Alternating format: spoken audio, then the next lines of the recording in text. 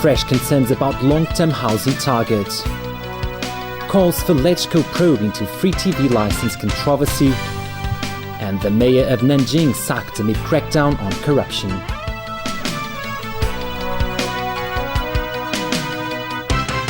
Good evening. Secretary for Development Paul Chan admitted today the government has failed to secure enough land so far to meet the long-term housing target of 400,070 flats. There's now a discrepancy of up to 70,000 units. The Long-Term Housing Strategy Steering Committee earlier unveiled a target of 470,000 units in 10 years, 60% of which would be public housing. The government has yet to adopt the recommendations, but the development chief admitted that, as of now, it does not have enough land. Well, in terms of land supply, we have basically secured all the land necessary for implementing the targets as announced in the policy address. But as you know, the figure indicated in the consultation paper is much higher than those indicated in the policy address. The difference is about 60,000 to 70,000 units.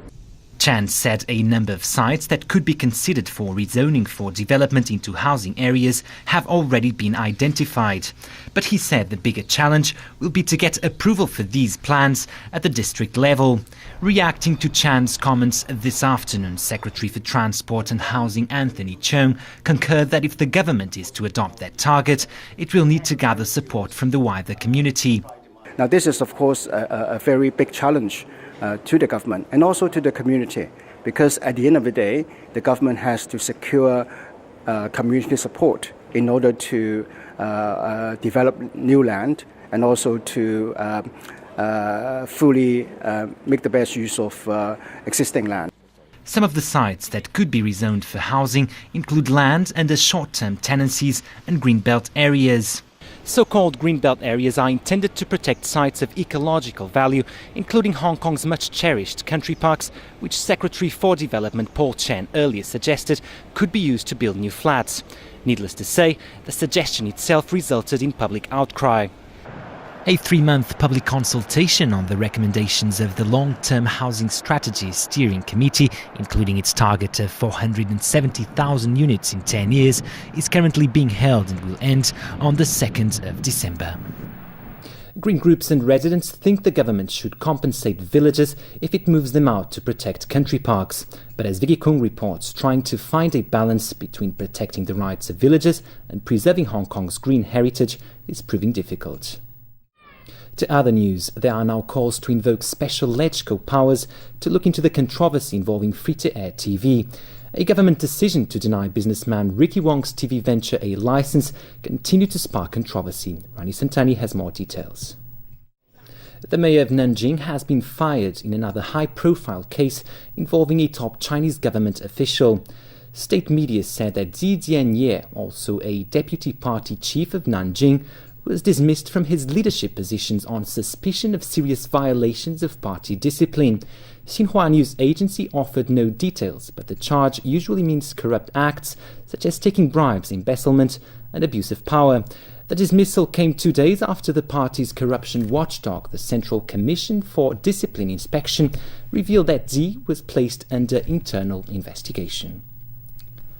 Prosecutors in California say the firefighter who ran over and killed a Chinese survivor of the Asiana Airlines disaster in San Francisco will not be charged.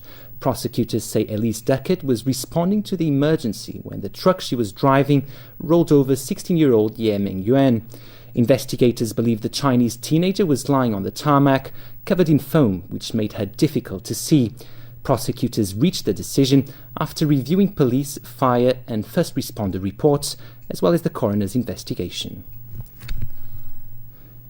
A group of Syrian rebels claimed responsibility for a suicide bomb attack on an army checkpoint near Damascus today.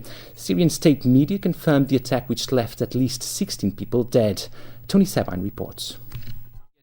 The international community is still trying to make sense of Saudi Arabia's decision to reject a seat on the United Nations Security Council.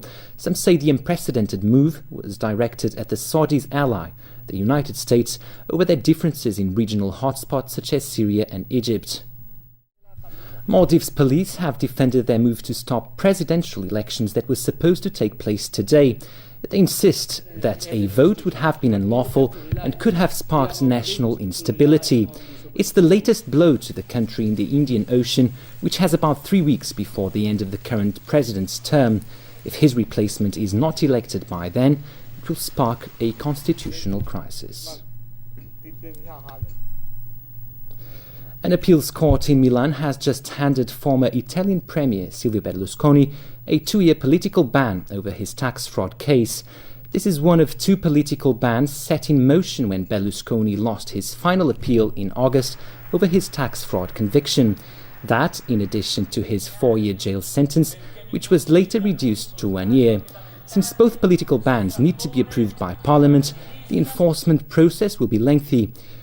Berlusconi's lawyer plans to appeal today's ruling. Berlusconi is already facing the loss of his Senate seat due to a 2012 law that stipulates those convicted to more than 2 years in prison cannot hold or run for office for 6 years. And back locally, police are investigating a murder case in Chenquano yesterday. An elderly man was killed after he got into an argument with another man. Rachel Leung reports. In sports, the St. Louis Cardinals are going back to the World Series for the second time in 3 years. The Cards finished off the Los Angeles Dodgers in 6 games. Jameson Wong has highlights. Time to check tonight's winning Mark 6 numbers. They are 1, 10, 31, 41, 44, 47, and the extra number is 18. And tomorrow's weather should be mainly fine with a maximum temperature of about 28 degrees. That's the news. Thanks for watching.